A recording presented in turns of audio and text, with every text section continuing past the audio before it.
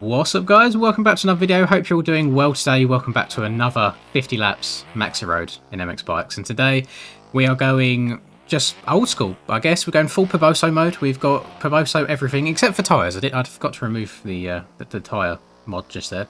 Visual, by the way, not traction. I've seen a lot of controversy going on recently. I've seen people in the MX Bikes Facebook chat accusing pros such as like Hurl, Skills and myself of cheating as well. Allegations, I tell you. So, we've got Piboso helmet, Piboso gear, Piboso boots. We've got Piboso bikes. This is the what's the even name of them? MXF 450, something along the lines. Essentially, a knockoff KTM, which actually feels a lot faster than I remember. And I don't think since Beta 18 dropped, I don't think I've touched the Piboso bike since then, so it'll be very interesting to see how he plays the game, how it's supposed to feel overall. And of course we've got 20 Erode on, which is the max value you can do in game. You can edit it in the files behind the scenes, but it doesn't actually change anything. You know, 20 is the max, that's as deep as you can go. And we are on MXB Club. I thought if we're sticking with Piboso stuff, we may as well run a stock Piboso track as well. So that's exactly what we're doing, and it's a fairly short track. You know, it's this video, or these videos in general, they can sometimes take quite a while to get recorded and done. So I always prefer doing it on this slightly shorter track. So I was strolling through everything, trying to search for some inspiration, and then I thought, you know what, if we're doing Piboso stuff, we may as well do one of his tracks as well. So here we are. And in typical fashion, I'm going to kind of check in at various points throughout this so you can see how painful it is. Looking at the Erode on the first lap, that seems to be deeper than I've seen on some other tracks. Like, that's super, super deep. And eventually we'll get to the point where we run out of real estate as well, when I have to end up going in the same ruts a few times. And we'll cross that bridge when we get to it. So I'll check in maybe about the 10 lap or so mark, and we'll see what the damage is looking like, and hopefully the sanity is alright from there. Now, it's been quite some time since I've ridden the old Piboso bike, and for some reason in my head I had it feeling better than it does. So the rear end traction is not very good at all. You know, we've got standard tyres on this bike. The OEM pack tyres, they don't transfer over. This is just stock Piboso stuff, so just the mid-softs, I believe they are. And they're not ideal, you know, it's quite easy to slide out in these corners. And then the other thing, which is something that I've actually been giving the most updated OEM bikes a bit of grief for recently, but actually seems to be worse somehow on this, is the front end. You know, if I overjump anything by half a bike length, my front end almost seems to fully tuck on me, which is really, really strange. And it's something that I'm just kind of having to try and adjust my riding style around. And you can't really push these bikes too hard. So they do, like, it does slow you down a bit, which, I mean, it depends what you're into. If you're into a bit more realism, they do slow you down a lot. But what I did want to do before I started recording this video, which I couldn't find the right server for, is I wanted to see if there was any servers that was hosting the OEM bikes and the stock bikes, and I wanted to hop online, see if I could beat the OEM bikes on a stock bike and see how it goes. But after doing just a handful of laps around here on this thing, I just don't really rate my chances at all.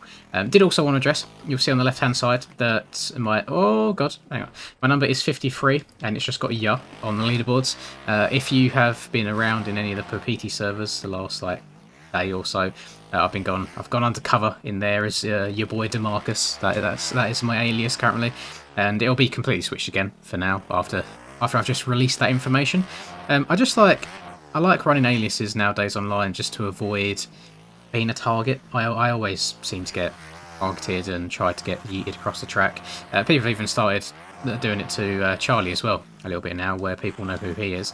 And apparently I got told the other day, so a while ago I mentioned that if you see me in a server, to not trust it, but 9 times out of 10 if it's me and Charlie in a server, it's probably me, because it's rare that I go online without playing with him as well. I've been informed that people are now taking the impostering a step further, and we're getting 2 people now that are being me and Charlie and pretending to be the both of us. So I'm not too sure what to suggest. The only thing I can say is, if you see anyone in these servers that you think may be me, if you open up the chat and you look at my name, you should see 2 numbers next to my name. One should be a low number, which is ping, and then one should be a higher number, which Hopefully he's always around 1,500 and above. That is my MMR. Just the MX Bikes MMR rating system. It fluctuates now and then depending on how I do in aerial. Some weeks it'll be 1,600, some weeks it'll be 1,500. But it's quite a hard number to get to in general, so very few people would have that. So, I mean, that's a good way of telling if it's me. Just want to throw that out there. I know I've said it a handful of times before, but I'm always getting messages from people saying, was this you, like, in XYZ server? And it never usually is. And I feel bad for some people, because some people probably get quite excited if they see me in a server, and then other people just think I'm an arsehole because I've gone around taking everybody out, and it's not me. I'm sorry, I apologise. Actually, it feels like these bikes as stock have a lot longer gearing than some of the OEM 450 bikes do. I usually very, very rarely go into first gear at all on 450s. But yeah, in a few of these sections, you can see I'm in first gear, goes all the way up to about 50 miles an hour or so, which is a lot more than the OEM bikes. And this is all stock. I've not changed anything at all with these bikes. I might have took like a PSI setting out of the rear wheel, but that's just something that I do as standard now. I don't even know if it does anything, to be honest. I've not tested normal WAND by dropping it down. I think it's one of them placebo things that I do. I think everyone has those things that they have on every single setup that they just change regardless, and yeah, that's one of those ones. And we are at, well, I'm on lap 10 right now, and I want to say that it's actually been an alright track for it so far. You can somewhat ride in the rough, you just have to be really precise on how you go into them and out of them. I've crashed quite a lot, so as you can see there's random bits of rough dotted around when my bike's landed and I've started going again. But overall, so far, this seems to be like one of the least painful editions of this, which was quite surprising. I expected to be having a lot of stress and losing even more hair than I already am riding this thing around here. But overall, it's not too bad. I'm slowly getting my head around the bike and the traction, just the power delivery in general, which makes things a little bit easier. I'm running out of real estate in a bit of a hurry. I think I've done quite a good job so far of trying to dodge the rough. You see there's some sections like this where it all filters down into one line. It's very hard to miss. And I want to say that like all of the, let's call them race lines, or just bits of the track that I would usually take to have as much speed as possible, they are very quickly coming to an end. I might just even try getting out of rhythm through that roller section eventually, just to try and avoid the rough and make some new lines. But yeah, so far so good. 10 laps deep. Off the back of the last Max Erode video I've done as well, which was on the Enduro track on the Huron compound, I asked for some ideas on ways that we could do this, and a 125 edition was also just suggested, which I think was quite a good idea. And then we also had an online edition. Now, I don't know if there's many people out there that are, what's the word? Is masochistic the right word? Who want to inflict as much pain on themselves as I do in this. So I really don't think there's many people that would sit in a server with me doing 20 laps Max Erode. But if there is any interest, then sure, let me know. One other thing that I was also toying with the idea of that sounds really good in practice, but I don't know how it would translate video-wise, is just let's load up a track, let's say Forest for example, something nice and easy. I set the race time to be unlimited, you know, like 12-hour race, and we put max fuel in our bikes, and whoever gets around the track the most times, as in whoever completes the most laps before you run out of fuel on very, very heavy road, is the winner. I feel like that could be something good, something unique, and it might reward more efficient riding and careful riding over just raw race pace. Because if you go out of the gates like absolutely burning around the track and you start crashing all over the place, you know, revving the bike too much, using a bunch of fuel, you probably won't do as many laps as the person that takes their time, is nice and conservative, you know, rides around in a taller gear and doesn't crash as much. So it could be a good concept, all in all. Maybe it's something that I need to work on a little bit and just, again, see if there's any interest there. But let me know your thoughts, see if that would be an interesting style of video to make. It's something we could also live stream too, as well as just doing a video on. Maybe one of them where you live stream it and then you cut it down into a highlight video as such. But just brainstorming, just throwing ideas your way. I'm sure that... Oh, hang on. There we go. That's literally the words that are about to come out of my mouth. Is I'm sure that now I mention this, I'm going to crash. And I did. But the last two laps, I was absolutely barking. There was actually following ruts how they was meant to be followed, like not getting too horrible of kicks. And yeah, now it's all gone downhill the second I open my mouth again. But that last lap was only a 1 minute 15-second lap time, which crazily enough is faster than some people's best laps around here on a flat track. Never mind with all this all this garbage dotted around all over it. So I'm quite happy so far. I mean, oh my Christ. Why do I bother? Every time I open my mouth, this happens. Whether it's on stream, whether it's in a video, I just maybe it's breaking my concentration at some point, and that's why it happens. But it's actually, I'm not sure if it's a track thing or if it's a bike thing, or maybe it's a combination of both. But the super deep ruts around this track on this bike seem much more rideable than the super deep track. Yeah, super deep ruts. I can't even talk today. Oh my god, my brain's frazzled. Yeah, much better to ride than the super deep ruts on the other tracks that I've covered on the OEM bikes. So, I mean, take from that what you wish. In terms of amount of time I've been going, this has been fairly quick so far. We're 20 laps deep, and look across at my recording. I've been recording 25 minutes. Now, usually lap times seem to double by this point, so I'm very, very happy with the progress so far.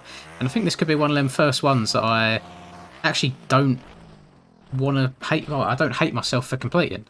What I do hate is, especially like the last couple of days or so, I've made a mental note more than ever of which ways my bike faces when I've crashed, when it comes to a rest. Every single time without fail, the bike will do a complete 180, or maybe it'll mix it up a bit. Maybe it's feeling spicy and it'll do a 540. Whatever the rotation is, it always makes sure that it ends up facing backwards by the time it comes to a rest. So then when I respawn, I have to turn around really slowly, sometimes get some really bad like front end lock or wobbles, I'm spinning around. And I swear it's hard-coded into the game at this point. Piboso says it isn't, so I have to believe the man. But surely the statistics are like way, way, way above random like chance at this point. I don't know. Let me know your thoughts if you have that same problem as well.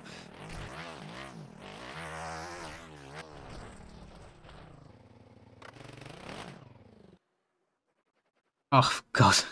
Literally just run out of fuel here. Oh, I'm just going to push the bike over the line. I don't want to waste an entire lap.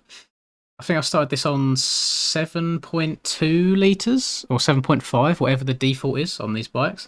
And I've only been going for 36 minutes in total when I've run out. So if you did want to use these on the standard, there we go, cross line and go back to the pits. But let's go to the laps. I had 2 laps not counting actually from warding myself off the track. You can see, so we started off about 109s, 107, 107, and it's got quite bad, that last lap, especially with the pushing at the end was not very ideal. We're going to keep it on 7.5. Let's get some fresh tyres on, so the bike isn't having white tyres anymore. And we'll carry on. We'll go back to our... well, I didn't even realise we was at the halfway point. I was so zoned out. But, yes, we got another half to go. It shouldn't be too bad. I mean, I definitely think I spoke too early before when I was saying that it was kind of enjoyable. That has gone way out the window. I think I've made like a really rookie error of in some of these sections I'm kind of crossing over from side to side to get to smoother parts of the track. All that ends up doing is just making ruts that have like kind of zigzags across them, and they end up becoming just not rideable whatsoever. This section's pretty fun, like these long ruts up the face of these jumps, because majority of the time you can still get away with hitting the jump. You'll kick your back end out a little bit, but if you react quick enough, you can 100% recover and get away with it. So it's still, I want to say it's still so far the least painful of these that I've ever done. But time will tell. I'm sure my mind will be completely different in another 10 minutes or so. You know, I wonder if the day will ever come where we get a motocross game where the, you know, like soil and deform, erode, whatever you want to call it, is actually like realistic, and just when you play the game, the kind of pushes its way around. I imagine that'll be in many, many, many, many years' time when literally supercomputers are a thing and everyone can have one.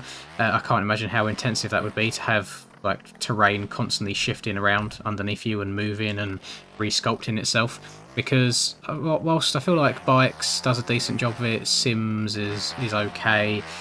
Like the Monster Energy games, I think are god awful. I mean, Legends isn't great either. Reflex was okay back in the day. Like that was pretty decent in terms of a road. You'd get some big old ruts in there, depending on how hard you slid the back end around. But I'm just thinking like more if you envision a sand track, for example, and you've got this one big sand berm that everyone keeps hitting over and over and over again.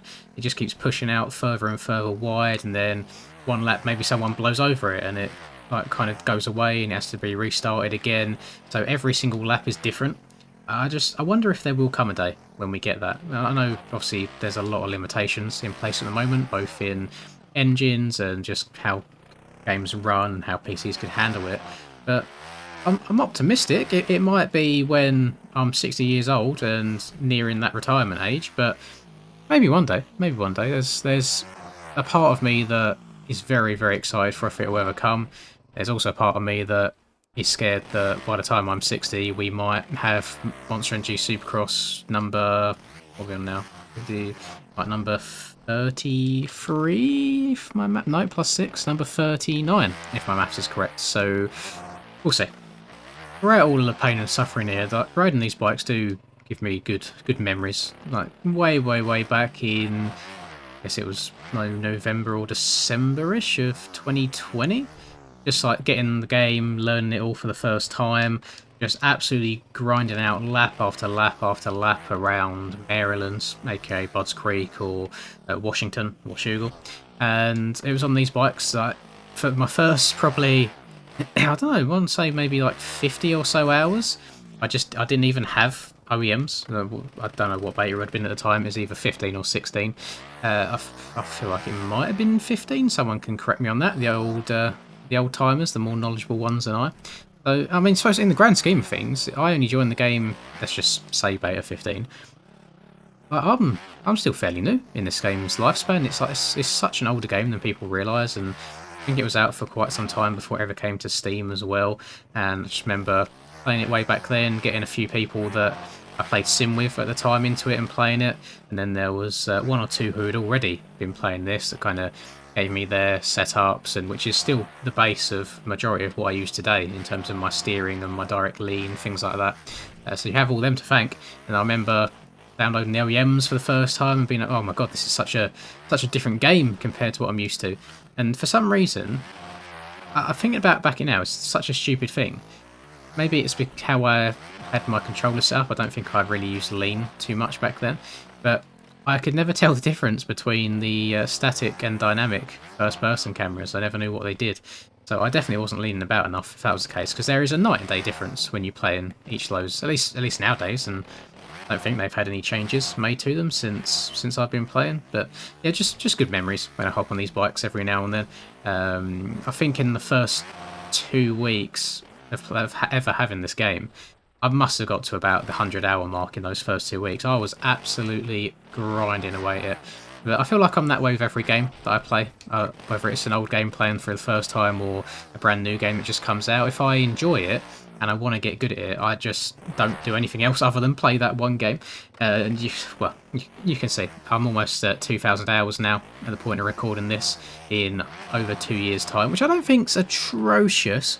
I'm sure someone can do the maths on that. There's certainly some days where the game's been open for about 8 hours straight, going across like all of the aerial events for EU and NA. There's some days, or the weeks even, where I've not touched the game for a week or so, where I've been away on vacation. So it all kind of levels out in the end. Unlike this track, which is very unlevel right now, and I've got into that like unfun zone now, into the pain area of just trying to survive. We are on lap 38, so I have only got another 12 to go after this.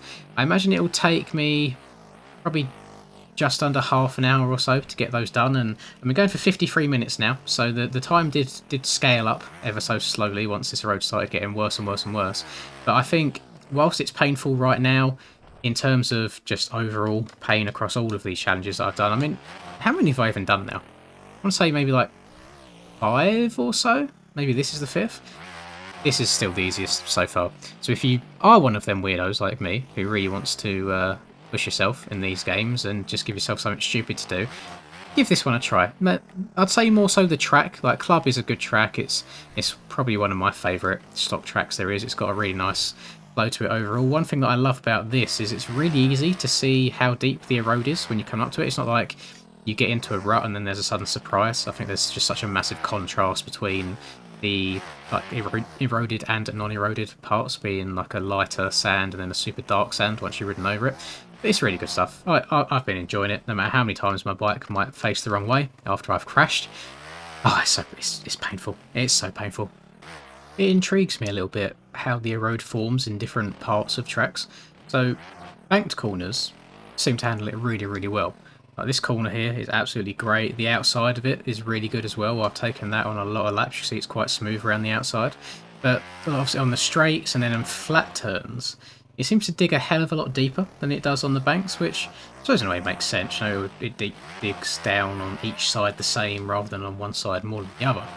But it just, I think that's what makes some bits of the track so much more difficult than others, is on bank turns, because the road doesn't seem as severe, you can take the same rut more than once, which then makes the rut wider and smoothens it out, and it just ends up all good. But then you've got sections like this, where you're trying to turn on a flat, and got sections like this, where it's very, very hard to get your bike turned to cut down on any of the ruts, because the rut's so deep that the second you touch it on the inside, you go down. So, we'll come on to the last lap here. I want to keep you on board for the whole thing, just so you can see the damage around the entire track. The rollers haven't caused me as much grief as I thought they would, honestly, throughout the whole list. Jinx myself as usual. This corner is pretty brutal. It's one of them where I can't really turn left to cut down and hit any of the smooth stuff because the front end tucks straight away. This section has been okay. It's quite... Come on, let me reset. It's quite a 50-50 on if I wad myself or not, but look at this. This jump is so good. Like super long, deep ruts up the face of it. And if you get a decent run on the jump before, you can still hit it pretty damn normally. This triple's fine. This inside line here is actually quite nice. It's, again, fairly smoothed out where it's a banking. And then we saw the inside here last lap. So I'm going to go around the outside this time. No, I'm not. I've not done that in the entire time. And the second I want to talk about it, look what he does. Yeah, it's quite smooth here. Got two smoothish lines coming out of it. I've not really hit the middle left side of here yet, and then again this turn here, nice smooth inside rut. I don't get it. And then you got like this straight where it's all over the place. This flat turn here, absolutely brutal. We're just trying to slot into at least one of them and follow it around. This just looks like an absolute minefield too. Let's get up and over that. And oh, come on. Oh, it's actually facing me in an okay direction for a change. Love that. No, don't love that. Oh my god. You can see if your front end goes over one of these, it's... Oh, go on. There we go. It's so painful. But that is going to do it for this video as I'm about to cross the finish line. It's not been that bad. I enjoyed parts of it. I hated others. If you enjoyed this video, please do leave a like and subscribe to the channel if you're new. I'd greatly appreciate it. Drop some comments down below on other ways that we can expand upon this idea, whether it's a certain bike, a certain track. Don't say Krakenberg. I've heard it 100 times already. The joke has gone at this point. It's never going to happen. But I'm going to love you and leave you anyway. Catch you guys in tomorrow's video. Have a lovely rest of your day. Peace.